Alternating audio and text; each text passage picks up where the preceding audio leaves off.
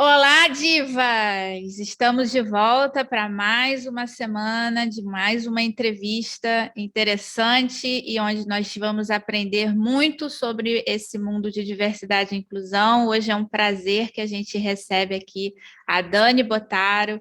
Dani, seja muito bem-vinda e vamos apresentar a Dani para vocês. A Dani, ela é cientista de formação e de coração e acabou se apaixonando pela luta por equidade de gênero, e hoje ela atua na implementação de programas de diversidade e inclusão na Oracle, em 8 países da América Latina, com foco em 5 pilares principais: gênero, LGBTQIA+, raça e etnia, pessoas com deficiência e gerações.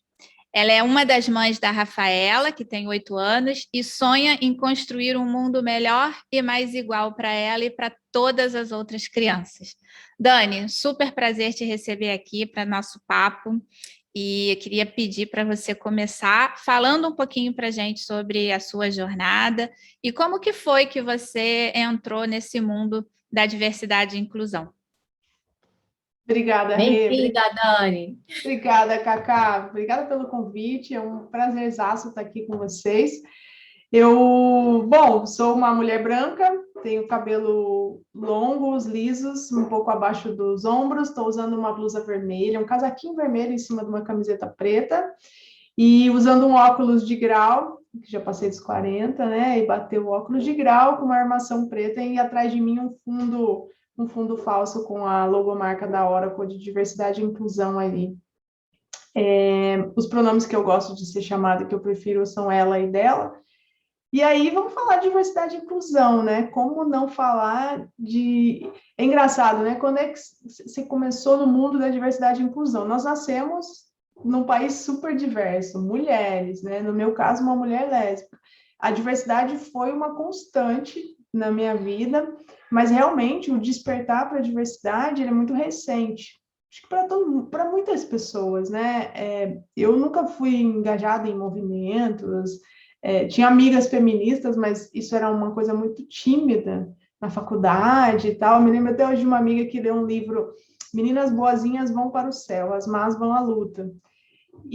Foi o primeiro contato que eu tive assim, com um livro de empoderamento feminino lá em, sei lá, 2001, 2002, mas nunca foi muito uma realidade. E aí, quando eu estava... Você falou que eu sou cientista de formação e de coração, né? Eu sou mesmo cientista. Estava lá no laboratório com os meus tubinhos de ensaio, jaleco branco, fazendo experimento.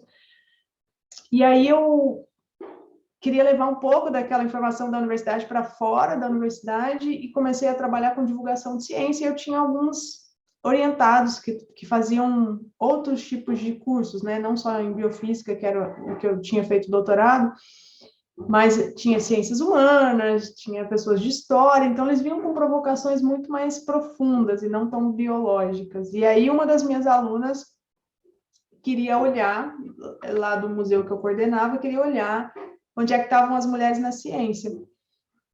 E eu não entendi no primeiro princípio, né? No primeiro momento, fiquei pensando, estamos aqui, eu, você, a professora tal, tem até a professora tal, que é diretora do instituto, né? Só que aí ela falou, não, mas a gente não está representado e tal. Eu disse, tá bom, me traz os dados e aí a gente olha para os dados. Uma cabeça muito cartesiana, que me ajuda muito hoje, mas que também naquele momento me limitava a maneira de ver o mundo. E aí quando a gente olhou para os números, realmente as mulheres não estavam representadas aí nas posições de liderança dos laboratórios, não recebiam as bolsas, os incentivos de pesquisa. E isso eu estava falando de um feminismo branco, de elite, que alcançou a universidade pública, de que chegou a cadeiras de professores de universidades públicas, né, de pesquisadores. Então, a gente fez uma olhada geral e falei, não, como assim? Cadê as reitoras? Cadê as diretoras de centro? Cadê as bolsistas produtividade A do CNPq, que são as que recebem os maiores incentivos? Elas não estavam, mas elas estavam, sim, trabalhando dentro do laboratório, mexendo nos tubinhos de ensaio, como eu estava. E aí foi um momento, assim, né? Eu brinco que foi meu aha moment aí de entender que o mundo não era igual para homens e mulheres, A princípio, eu só enxerguei essa camada gênero, demorei ainda um tempo para entender a camada orientação sexual, da qual fazia parte, mas foi esse despertar que me fez não sossegar mais, assim, de voltar e falar, beleza, muito legal, vou fazer o que der e vou voltar aqui para os meus tubinhos. Eu não consegui mais, a gente começou a fazer pesquisas, onde é que estavam as mulheres no CNPq ou nas conferências de ciências. Puxa, tinha reuniões que tinham 40 palestrantes e não tinha nenhuma mulher que era speaker, né? Então, você começa a entender que o buraco é bem embaixo. E essa discussão ainda hoje eu vejo muito distante da academia.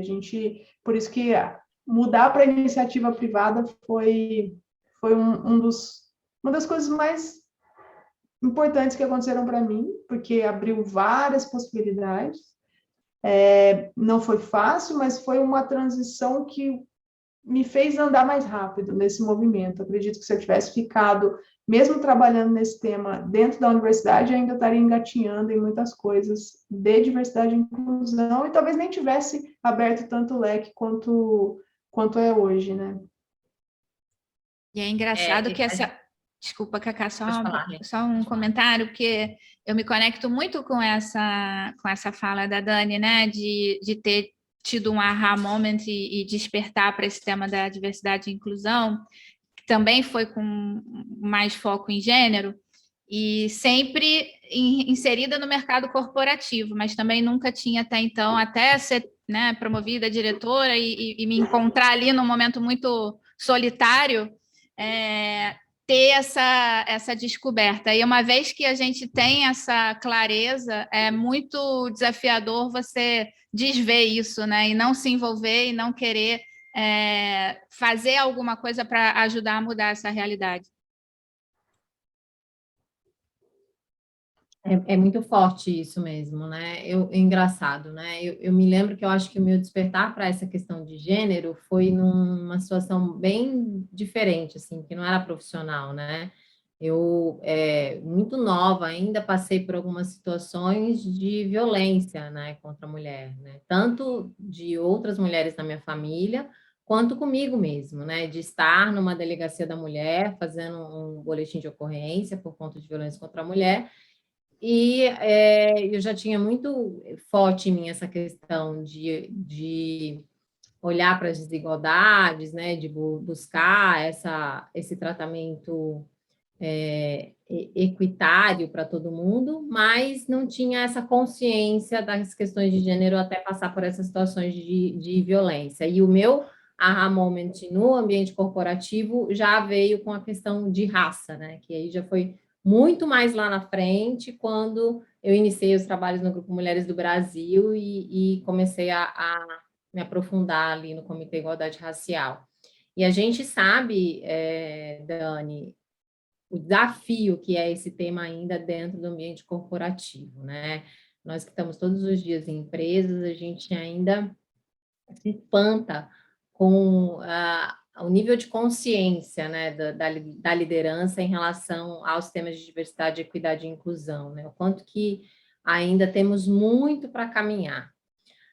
E você ainda tem aí essa questão da interseccionalidade, né? Porque você é uma mulher lésbica numa posição de liderança executiva.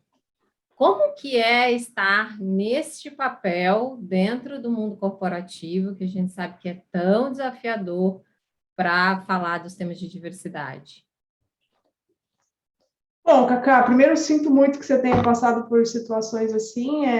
Acho que é importante a gente sempre falar disso, porque isso traz outras mulheres para dentro da roda. Espero que cada vez menos mulheres passem por isso. Tenho uma filha, não quero que ela passe, então sinto muito.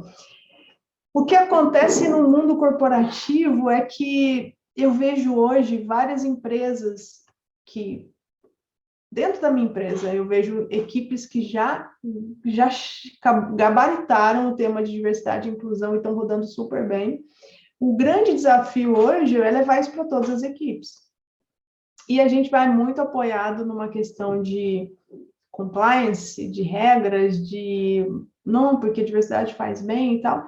só que a gente precisa focar muito nas pessoas. Então, eu posso dar o mesmo treinamento para todos os managers e cada um vai aplicar a sua verdade, a sua vontade no seu time de maneira diferente. Esse é o desafio grande, né? Como uma mulher lésbica, eu, pessoalmente, como trabalho numa área de pessoas, como trabalho na área de diversidade, sinto menos essa pressão dessa dupla, né, interseccionalidade, dessa dupla camada de minorias aí. Mas eu vejo outras mulheres que saem menos do armário, que falam menos sobre a sua orientação sexual, que deixam isso de alguma maneira subentendida, mas não conversam com os times. Eu conheço relatos de pessoas próximas que realmente trabalham em ambientes que falam de diversidade e tal, mas que elas ainda não se sentem seguras. Eu estava olhando uma pesquisa que a McKinsey fez em 2019 e compara, né? As pessoas pensam assim, ah, não, mas você é lésbica, não vai sofrer assédio sexual, por exemplo. E é muito louco, assim, eles pegaram homens héteros, homens LGBTs, mulheres héteros, mulheres LGBTs, e a diferença entre quantas experiências, né, quantos por cento das pessoas LGBTs, das mulheres LGBTs reportam assédio sexual, por exemplo, se eu comparar mulheres hétero, 41% delas, das entrevistadas, disseram que sofreram algum tipo de assédio sexual no trabalho. E as LGBTs, 53%. Então, aquela coisa do você tem que aceitar a piada que os homens fazem, porque você é sapatão mesmo, tem que rir da mesma piada, tem que escutar comentários sexistas. Então, a gente vê uma diferença. Homens gays, geralmente, a gente tem uma ideia de que ouvem mais, mas isso é muito mais forte com as mulheres, né? Lésbicas. As mulheres bis são as que sofrem mais, inclusive, porque tem todo aquele mito de mas aí você participa de todos os grupos, todo mundo pode te zoar, né? Você pertence a todos. Então, quando a gente vai vendo dados dentro do mercado de trabalho, sim, são as mulheres lésbicas que saem menos do armário, porque têm mais medo de sentir algum tipo de represália. São as que estão menos representadas na liderança, né? Esse mesmo estudo da McKinsey, ele mostra que homens gays, homens LGBT de maneira geral, são 2% no entry-level e mulheres são 3% no entry-level. Olha, bacana, estão entrando mais mulheres, né? Só que quando a gente vai ver nível de sênior, por exemplo, C-level, por exemplo, as mulheres LGBTs são 0,6% da pesquisa que a McKinsey fez, enquanto os homens são quase 3%. Então, são 6 vezes mais homens vice-presidentes, como, por exemplo, ou C-level, do que mulheres LGBT C-level. Então, a gente sabe que as barreiras que as mulheres héteros, brancas, sofrem dentro do mercado de trabalho, também é uma barreira que passa dentro da comunidade LGBT com as mulheres LGBTs. E aí, especificamente, as mulheres lésbicas ainda com esse desafio de ter que fazer parte do clube, mas, ao mesmo tempo, medo de se expor e, ao mesmo tempo sendo cobrada por ser mulher. E é um lugar, né, que eu acho que quem não tem essa proximidade com pessoas nessa situação, muitas vezes não consegue acessar essa empatia, né? Eu vivi uma proximidade com uma colega de trabalho no mercado financeiro, que ela era casada com uma mulher, mas no banco não assumia essa relação. E aí elas tinham um filho. E era uma situação muito desconcertante, porque daí tinha eventos da empresa com a família. E aí ela, às vezes, levava como uma prima, como uma amiga, e todo mundo sabia que, na verdade, era a mulher dela, mas não falava. É muita dor, né, envolvida em todo mundo ali, né? A família, eu acho que sofre demais com essa situação, né? Esse lugar de invisível, né, que colocam essas mulheres. E tem muita essa coisa do poder também, né? Essa coisa que você falou do mais assédio em cima das mulheres tem a ver com essa coisa do poder, né? Tem muita essa ideia ainda nesse imaginário de que essas mulheres elas precisam ser reeducadas, né? Que elas tiveram os homens certos para que elas estivessem, né, no caminho certo. Então, tem muita coisa para a gente ainda desmistificar ainda nesse universo para poder respeitar mais essas pessoas com a orientação que elas têm, né? Isso que você está falando, Cacá, é muito importante, 2 pontos, né? Óbvio, sentir-se segura e não ter que esconder parte de quem você é, porque isso te tira a energia para trabalhar. Imagina, se eu tenho que desplugar da minha vida, ir para o trabalho, plugar lá uma outra identidade, eu estou gastando energia que eu poderia botar no meu trabalho, na minha performance. Óbvio, isso é dolorido para a família, isso é dolorido para a pessoa. Enfim, uma perda financeira você não poder botar sua esposa no plano de saúde, enfim, tem várias questões aí que a gente pode falar sobre isso, mas tem um outro ponto também, quando essa mulher não se sente segura para ser quem ela manda uma mensagem, se ela estiver numa posição de liderança, então ela manda uma mensagem para várias outras mulheres que estão ali, que também não é permitido. E que também não há mulheres na liderança ali. E que também eu não vou chegar lá, porque eu não vejo outras lésbicas chegando lá. Então, eu não sonho ser aquilo que eu não vejo. Esse é um ponto importante também, né? O quanto a gente... hoje eu faço questão de dizer sempre nos lugares que eu vou, que eu sou uma mulher lésbica, não porque eu acho que isso é mais importante ou menos importante que qualquer outra identidade, mas é porque quando eu estava escutando um podcast, vendo uma entrevista dessa e não via mulheres dizendo, eu achava que eu era sozinha, que eu era a única. Né? Então, o quanto não ter referências também impacta demais nas nossas ambições, nos nossos sonhos, para tudo. E o quanto esse medo, ele desencadeia, porque se todo mundo sabe, sabe, tem um bochicho aqui, tem um comportamento ali, tem uma história que escapou ali, ou alguém encontrou em algum lugar, e aí a empresa inteira sabe, mas fica aquele silêncio. E isso é uma mensagem muito forte para quem está lá. Para outros homens gays, para as outras mulheres lésbicas, para outras pessoas que têm outras diversidades que não são aceitas. E aí isso cria um clima muito forte de pessoas que não se sentem seguras naquele ambiente. E se não se sente seguro, você fica o tempo todo preocupado em cuidar de alguma coisa para ninguém descobrir, de onde eu vim, da universidade que eu estudei, da família que eu tenho, né? Então, poxa, como que eu vou dar o meu melhor para essa empresa? Como que eu vou me sentir conectado com essa empresa? Como que eu vou dar mais do que eu poderia dar? Essa é a equação. Eu estou lembrando de uma história aqui que aconteceu comigo. Quando eu saí da última empresa onde eu trabalhei, eu recebi um depoimento de uma moça que trabalhava na minha equipe, em formato de agradecimento, porque ela é lésbica e não sei, acho que ela se sentiu à vontade para compartilhar comigo que durante o tempo em que ela trabalhou na minha área, foi a primeira vez que ela se sentiu à vontade, né, de ir para um evento de confraternização do time, levar a esposa dela.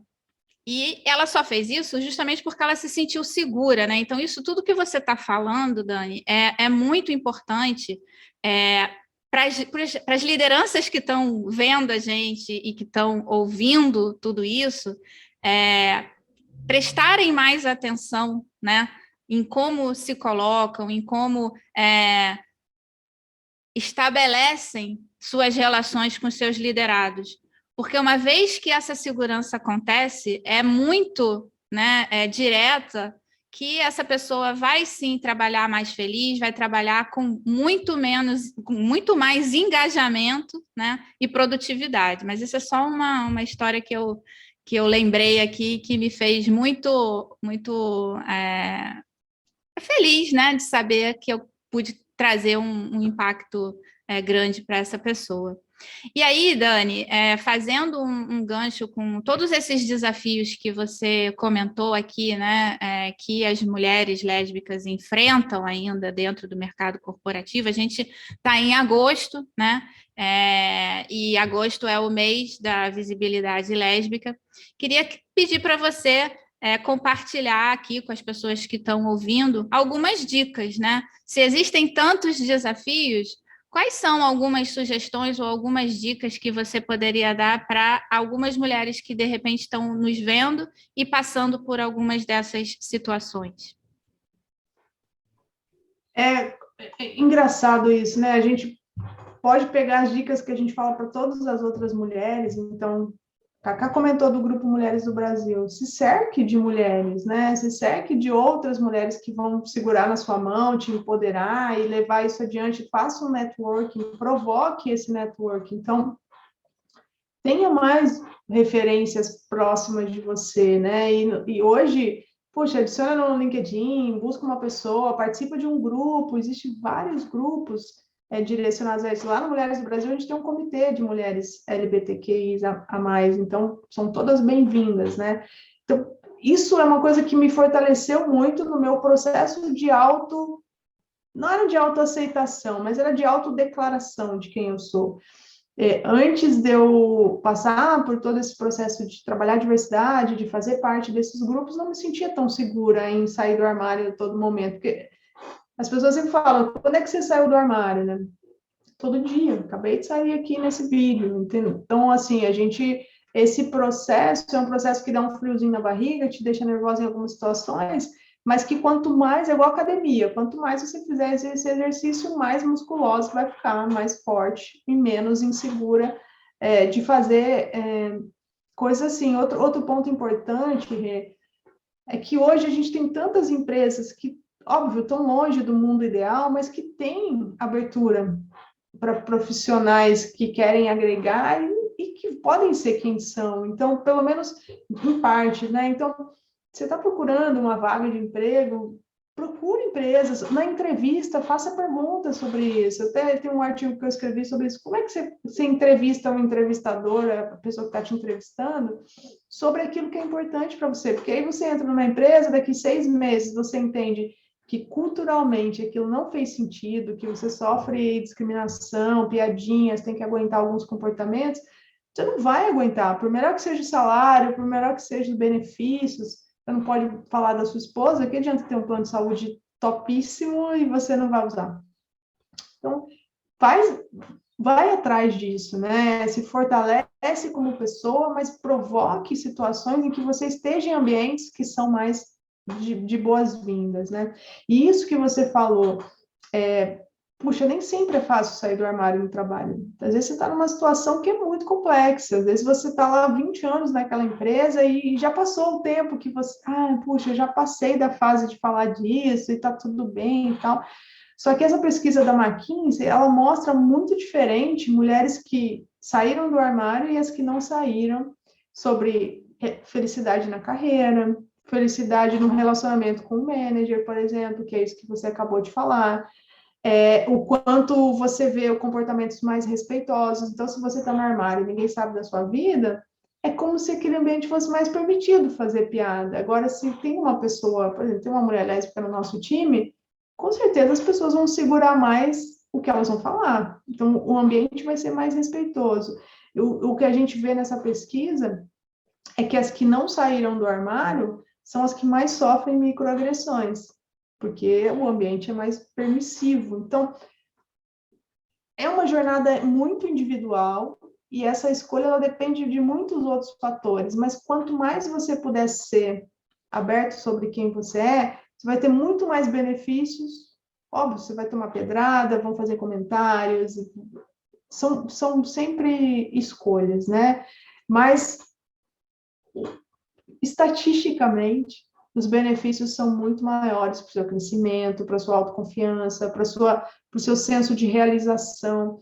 Então, para fazer isso acontecer, de novo, se cerque de pessoas, tenha inspirações, procure grupos que te façam, que compartilham dicas, né? A gente vivia num mundo muito closet para tudo, né? Então, poxa, hoje eu tenho consciência sobre a causa racial porque eu fui atrás disso, eu tive a grande oportunidade de conviver com o Cacá, com outras mulheres que compartilham dos seus desafios e que me fazem abrir os olhos para outras realidades.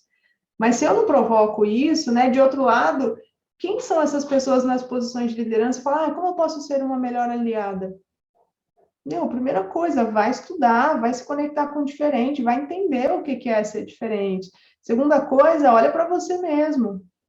Quais são os seus vieses? Quais são aquelas coisas que estão lá na sua mochilinha, né, enraizadas, e que você precisa abrir essa mochila, encarar e tirar algum peso que está lá dentro, que não serve para mais nada, né? Por que eu penso assim? Por que eu não penso assim de uma mulher hétero? Por que eu não penso assim de um homem hétero? Então, se questionar, por isso que eu falo de novo, a gente acha que é sobre compliance, sobre regras, mas é sobre comportamentos individuais, é sobre olhar para si, tanto a pessoa que precisa se empoderar para ser quem é, como a pessoa que está liderando ali e que muitas vezes também não tem pista nenhuma do que fazer, mas que também não vai atrás. Então, assim, tá bom, eu sou inclusivo, eu não chuto gay na rua. Mas isso é ser inclusivo? Eu respeito, mas o que você está fazendo proativamente para que as pessoas do seu time se sintam à vontade, como você contou aí, Rê, da funcionária que levou a esposa na festa, pela primeira vez? O que você está fazendo no seu dia a dia? Então, como é que você está fazendo com que o seu time tenha um comportamento respeitoso? Tem muitos pontos que parecem pequenos, mas que no dia a dia fazem muita diferença, né? Então, quanto essa construção, ela vem de um lado do empoderamento pessoal e do tempo de cada pessoa de chegar nessa jornada de maturidade sobre quem ela é, mas tem sim do ambiente criar e acelerar o que a gente quer. A gente não quer tirar ninguém do armário, mas a gente quer criar um ambiente em que as pessoas se sintam seguras o mais rápido possível, que não leve anos para que ela conte que teve uma esposa e perdeu 5 anos do plano de saúde, ou de benefícios, ou de happy hours, ou de encontros com os amigos, né? Porque a gente sabe que o trabalho não é só trabalho. Principalmente na nossa cultura latina, o trabalho ele é muito mais que isso. Então, as relações pessoais que você deixa de ter, porque você não pode contar do seu final de semana, porque você não pode fazer um happy hour com a família, ou um churrasco com a família dos outros funcionários, porque você não quer contar quem é a sua família. Realmente, a gente trabalha também com medindo, né, dentro das equipes, essa percepção de segurança psicológica, né? E um dos pilares da segurança psicológica é justamente a inclusão, né? Que vai abrir espaço para as pessoas se sentirem seguras para colaborar, se sentirem seguras para aprender, se sentirem seguras para desafiar o status quo, que é onde entra a questão da diversidade e inovação, né? Onde as pessoas estão ali inteiras, podendo ser criativas, porque elas estão sendo quem elas são, expressando a sua máxima potência, né? A gente sabe o desafio que ainda é a gente conseguir criar essa cultura de segurança psicológica nas organizações, mas como você falou, é uma participação de todos, né? A sua fala me lembrou também o livro da Joyce Beth, quando ela fala de empoderamento, né? Que tem o papel do sistema e tem o papel do indivíduo, né? E aí você trouxe várias dicas do como que essa pessoa, indivíduo na situação, mulher lésbica dentro de uma organização, pode criar estratégias, né? Para estar num ambiente que seja mais acolhedor, que seja mais empático, que seja mais inclusivo, e que ela possa ser quem ela é, sem precisar se esconder. E a gente tem um outro lado também desse empoderamento, né, que é a própria organização. Né? O que as empresas, no seu olhar, ainda poderiam fazer para avançar nessas questões de diversidade, equidade e inclusão, Dani? Eu tenho visto um movimento grande, mundial, mas no Brasil principalmente, de conscientização, de awareness, de se comprometer, né, publicamente, de dar treinamentos e tal. E eu acredito que a gente está numa fase de implementar processos, porque o treinamento ele é muito bom, mas eu volto para a minha mesa e o treinamento vai embora no outro dia, porque a minha mochila está tão carregada de coisas que aquelas novas informações do treinamento acabaram se perdendo. Eu acredito muito que as empresas agora entenderam, a maioria, assim, eu vejo, entenderam que é urgente, que é necessário, seja por uma motivação moral, é o certo a fazer, seja por uma motivação legal, se a gente não fizer, a gente vai se ferrar, ou se a gente, né, temos que fazer, ou uma motivação estratégica, né? Entendemos que vai dar lucro, entendemos que é bom para as pessoas, entendemos que as pessoas vão trabalhar mais, entendemos que vamos atrair os melhores talentos, entendemos que nossos clientes ficam felizes, entendemos que a nossa marca fica mais bem cotada, enfim, uma lista de coisas positivas. E aí, não dá para ficar só na conscientização, que a percepção dos colaboradores, que legal a nossa empresa, né? Contratou um líder de diversidade, criou uns grupos, fez uma festa, fez painel, fez treinamento. E agora? Agora eu tenho que ter regra, eu tenho que ter, poxa, quantos por cento de mulheres você está entrevistando para as vagas? Se você está contratando uma pessoa que não é de diversidade, vamos botar uma justificativa aí no seu business case? Por quê? Fala, não, eu busquei, eu falei com 4, mas não eram apropriados. Não estou falando que você não pode contratar um homem branco, pelo amor de Deus. Mas se você tiver que fazer uma justificativa sobre isso, talvez você busque mais pipeline. Será que você não tem que fazer as mesmas perguntas para todos os candidatos na entrevista? Para que a experiência seja justa? As perguntas que você está fazendo, elas são baseadas em competência ou em percepções? Né? Porque, às vezes, muita gente... E, assim, uma coisa que as empresas precisam fazer urgente, a gente estava tendo essa discussão aqui na semana passada, a gente precisa carregar a primeira camada de liderança no colo, porque é quem acabou de sentar na cadeira, é quem tem menos experiência de gestão, é quem talvez foi promovido por um resultado de técnico ou de vendas ou de outra skill e não necessariamente de gestão. E as empresas precisam dar atenção, porque essas lideranças são as que estão se formando. E se a gente não atuar nesse gargalo, e é a liderança que está com mais gente embaixo no dia a dia, e a gente não, né? A gente espera que, olha, foi promovido a gerente, segue a vida. A gente precisa carregar essas pessoas no colo, implementar processos, porque senão, até chegar lá, a roda não vai girar. E aquela ideia, né, de que nasce um bebê, nasce uma mãe, nasce um crachá, nasce um gerente. Não é assim que funciona, né? Tem um processo de desenvolvimento. E essa gerência, né, média, né, que é essa gerência que está ali mais próxima do time, de fato é a que tem o maior desafio de imprimir, né, a cultura que a alta liderança está trabalhando, está trazendo, está reforçando.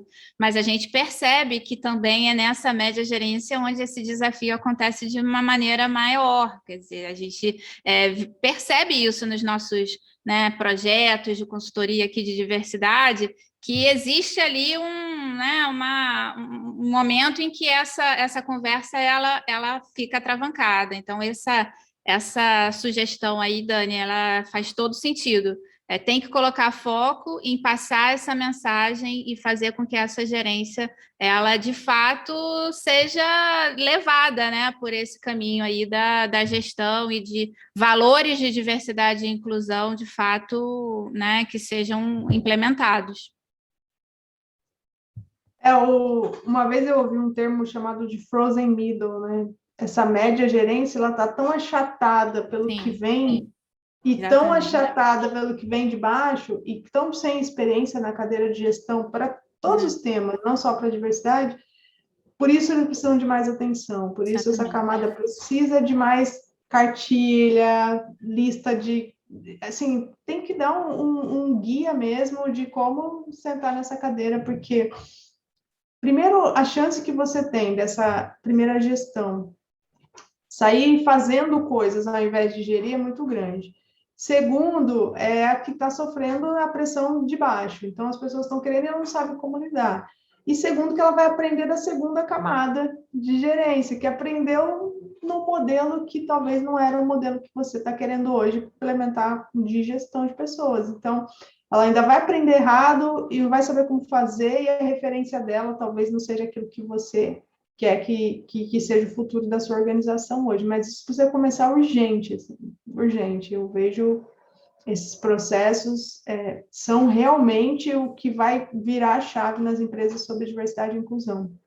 E você falando isso me fez pensar num outro aspecto disso daí, porque existe pelo menos na minha experiência, é muito comum, né, da gente ouvir de que não estou conseguindo contratar diversidade porque no encontro, né, não tem, ou eu vou ter que, né, abrir mão de qualidade.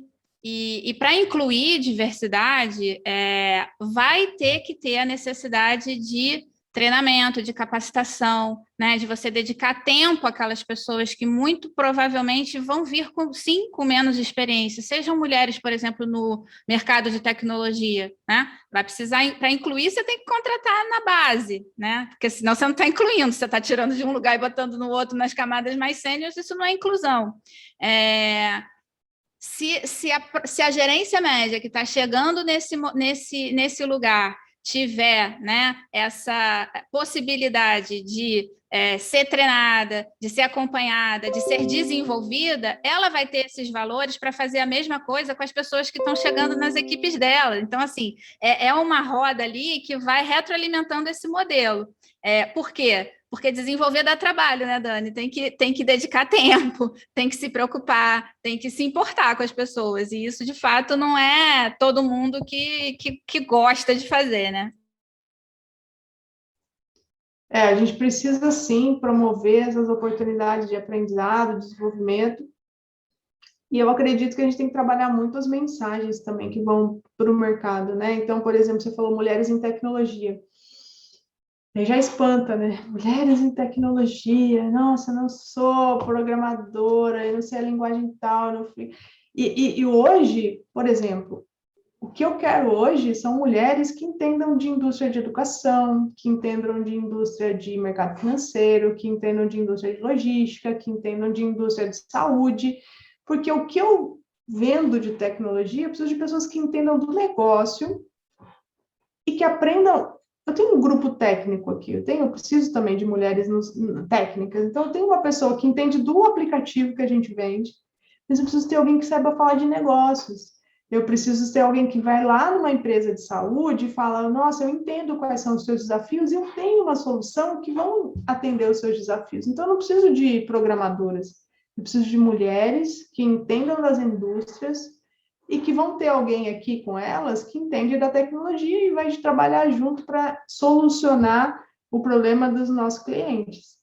Então, eu sou uma empresa de tecnologia, mas eu vendo tecnologia, então preciso dessas pessoas, e aí a gente tem muitas mulheres no setor farmacêutico, financeiro, químico, enfim, que entendem da indústria, que vão, puxa, entender meu cliente, e vão entender quais são os desafios desses clientes. E aí vão pegar e falar, nossa, eu tenho uma solução que vai te ajudar. Então, hoje, né, se você falar mulheres, qual empresa não é uma empresa de tecnologia hoje? O Itaú não é uma empresa de tecnologia hoje? A Unilever não é uma empresa da Nestlé? Assim, então, todas as empresas, elas têm suas áreas de tecnologia gigantescas. Mas eu, como uma empresa de tecnologia que vendo soluções, eu preciso de pessoas especialistas em indústria, especialistas nas dores dos meus clientes. Mais do que a tecnologia eu tenho. Então, é bem interessante que essas mulheres escutem isso, porque hoje eu não quero uma programadora, eu não preciso contratar uma programadora, eu preciso de uma mulher que saiba solucionar o problema daquela indústria com a tecnologia, porque a gente acredita muito que a tecnologia é a ferramenta que vai ajudar as empresas a, puxa, aumentar seus ganhos, enfim, tudo isso. Então, mulheres que estiverem ouvindo, venham para cá. De todas as indústrias. Já faz o jabá da contratação, maravilhosa. Temos que fazer a roda girar. Poxa, muito bom, viu? Muitos aprendizados, muita gente. É gostoso demais estar aqui nesse papel assim, de entrevistar, porque a experiência que vocês trazem para a gente, né, para as pessoas que estão assistindo, né, desde a forma como você se apresenta, até a forma como você ressignifica agora no final mulheres em tecnologia, né, quem não é tecnológico hoje em dia, né, que empresa que não é uma empresa de tecnologia hoje em dia. ensina muito para todos nós. Então, muito obrigada, estamos chegando ao final aqui desse nosso papo. A gente gosta de finalizar esse momento com um olhar para o futuro, né, de inspiração. Então, sempre pedindo para o convidado, para a convidada, convidade, deixar uma mensagem em relação às mudanças que você gostaria de ver no mundo. Conta para a gente. Quanto tempo a gente tem?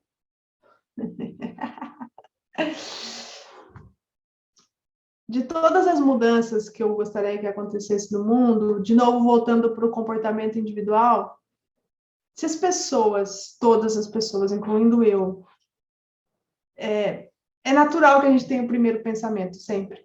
O primeiro pensamento sobre qualquer coisa.